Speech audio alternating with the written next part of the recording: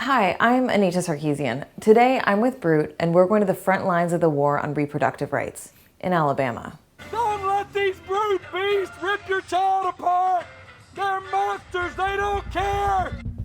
In May 2019, the Alabama State Senate voted to effectively outlaw nearly all abortions, including for victims of rape and incest. The ban sparked a wave of activism. Women are fighting back, especially rape survivors. In 2017, I was raped by a coworker. When I went to get my abortion, there were protesters outside of the clinic. Do not murder, ma'am. For the murderer will not see the kingdom of heaven. You're a murderer, you're going to hell, how could you kill a baby? This is a place of death. Don't trust in this clinic, trust in the Lord Jesus Christ. And this ban was introduced was to appease extreme conservative evangelical people. Now, for the first time, America has a pro-life president. That is pretty good. You may have already seen footage and interviews of anti-abortion extremists, but with Brut, we've decided to show you another side. Alabamians who are standing up, defending the rights of Americans to freely control their own bodies. As long as there are people out there on that sidewalk treating people in the way that they do at this clinic, I will be here. Since the law's passage, protests outside of clinics have increased, making clinic escorts more important than ever. Each day, they come to shield patients from anti-abortion protesters who do not hesitate to directly broadcast them on social media. This is what is happening in Montgomery, in front of one of the 3 remaining clinics that perform abortions in Alabama. 5 o'clock in the morning, 7 or 8 people are already here to kill their baby. Jesus Christ is Lord, miss. Welcome to the gates of hell.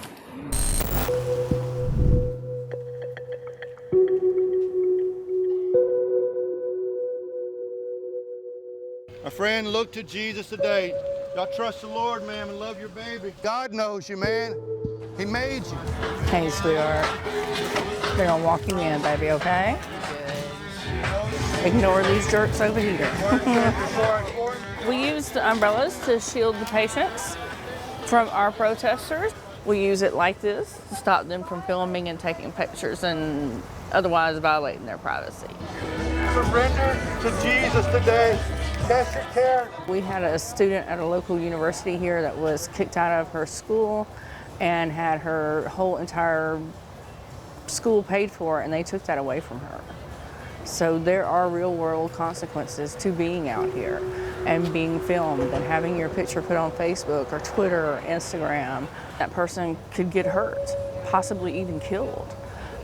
If their family is anti-abortion or, their church is anti-abortion, their employer is anti-abortion, they can get fired from their job. They can lose their whole community because of the stigma that they face around abortion care in Alabama.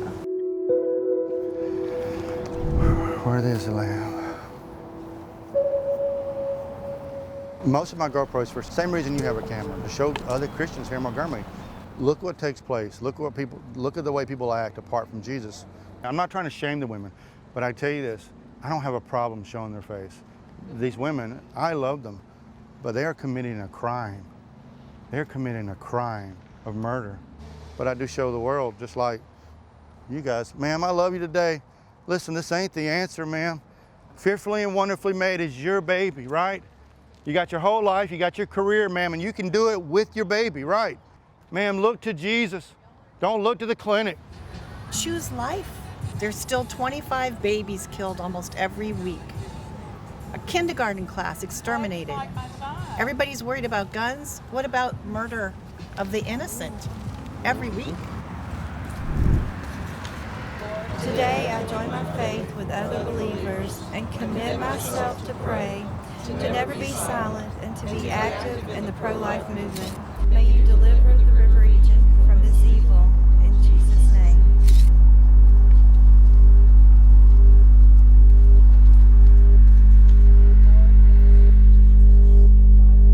Even before Alabama passed one of the most restrictive bans on abortion in decades, the procedure had been in decline after years of further limits.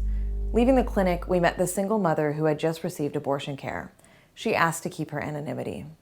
She told us she has 2 children to take care of while also juggling 2 jobs. For her, abortion is a choice, of whether or not to bring a child into the world that she can't adequately support. My choice is my choice, regardless if you like it or if you don't like it. You can scream and yell at me all you want to, and you can tell me I'm going to die and burn in hell, that I should want to take care of this child like I do my others.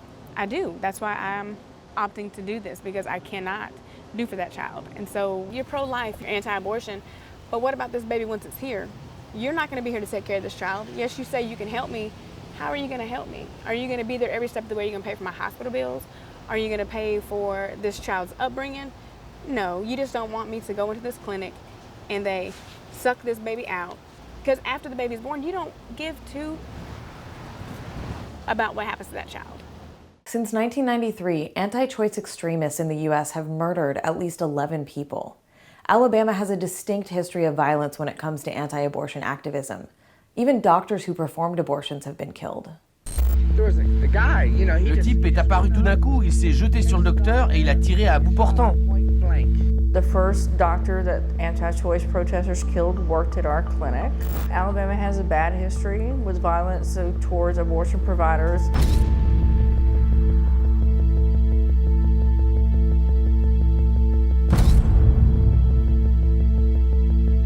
We have that history, that says, violence is something that could pop off at any minute. You just never know. The anti-abortion movement has been gaining ground, and men have dominated the debate around reproductive health at the highest levels. Alabama's legislature is comprised of only 15.7% women overall, the sixth lowest rate in the country. The abortion ban was passed by a group of 25 Republicans, all white men.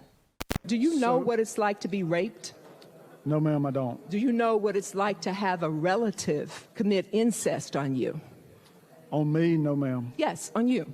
So to take that choice away from that person who had such a traumatic act committed against them, to be left with the residue of that person, if you will, why would you not want a woman to at least have that exception for such a horrific act?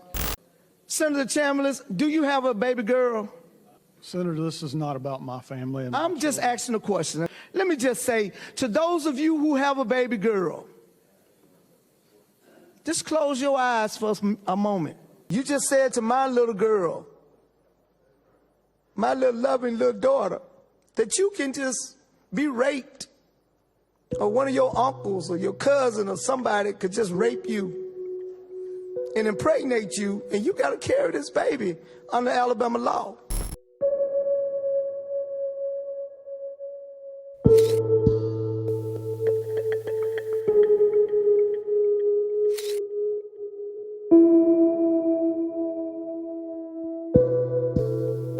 It's important that there are no exceptions for rape and incest, because that would be inconsistent with the legal argument that the unborn child is a person. We use the definition out of our criminal code that already exists for homicide, for murder. If you murder a woman who is pregnant, and say she's 2-3 months pregnant, then you are charged with a double murder. And so similarly, we're saying that if you take that child's life through an abortion, then it's murder.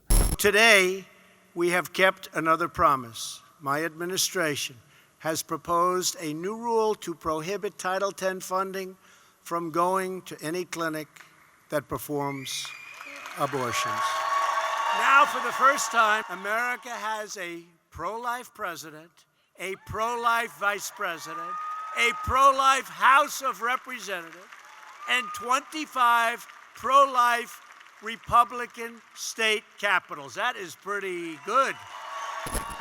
Trump, he just goes around making a lot of noise and everything, but the people around him that are making decisions and doing things for him, I think they're doing a good job, and I agree with that. Like the justices he put on the Supreme Court.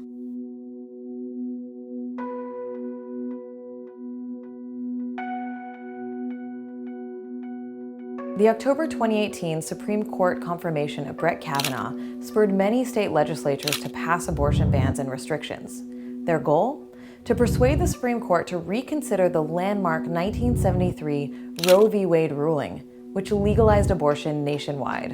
While a lawsuit is ongoing in Alabama to block the extreme ban before it can take effect, women have decided to speak up and share their own abortion stories. Among them is Samantha Blakely, who was raped by her coworker 2 years ago and had to terminate the pregnancy.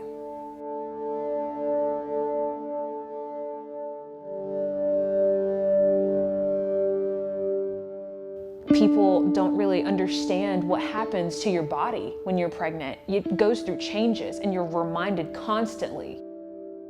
I felt sick and I felt awful, and I could not deal with that for 9 months. I just couldn't. I did not tell a lot of people about my rape or my abortion because I was afraid of the shame and the stigma that comes with both of those. People don't believe you when you say that you're raped here sometimes. People don't believe that there's any reason to ever have an abortion. I've heard people say that it's like we're living in the Stone Age, or we're going backwards instead of going forward. And I think that is a method of control that a lot of the extreme conservative party is trying to push. That is something I wrestle with a lot, whether I should stay in Alabama and try to make it better, or if I should just run away. I definitely feel like I have to go through the trauma again, because I feel moved to tell my story to the lawmakers. Even in public, lots of people know my story, but it's very important to me that they know how this affects people like me, Alabamians, everyday people.